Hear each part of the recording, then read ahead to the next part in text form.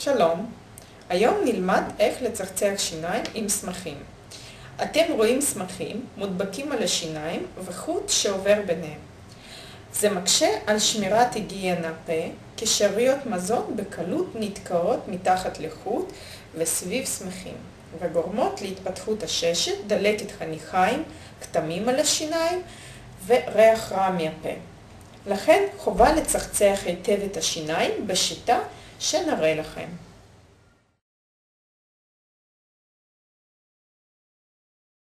שאריות מזון עם חיידקים שגורמות לעששת, דלקת חניכיים, כתמים על השיניים וריח רע מהפה מצטברות בקו החניכיים,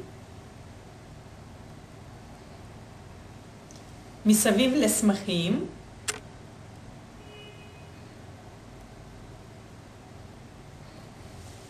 ונתקעות מתחת לחוט.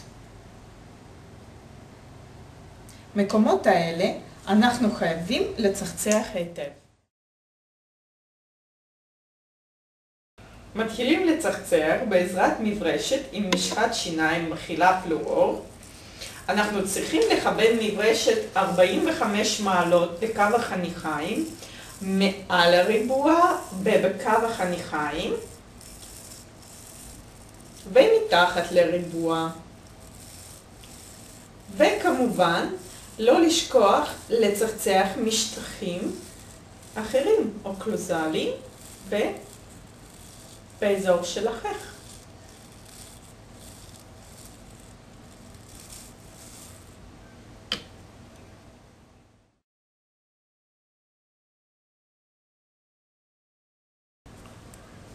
כדי להשלים צחצוח של ריבוע ולהסיר שאריות מזון מתחת לחוט, משתמשים במברשת מהסוג הזה.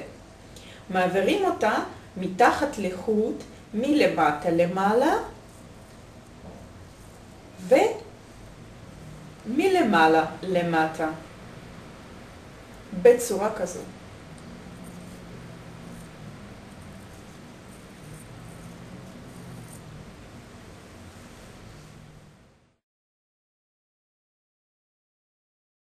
באזורים שקשה להגיע עם מברשת רגילה, ניתן להשתמש במברשת מאוחדת ולנקות איתה מתחת לחוט, בין השיניים, מעל ומתחת לחוט.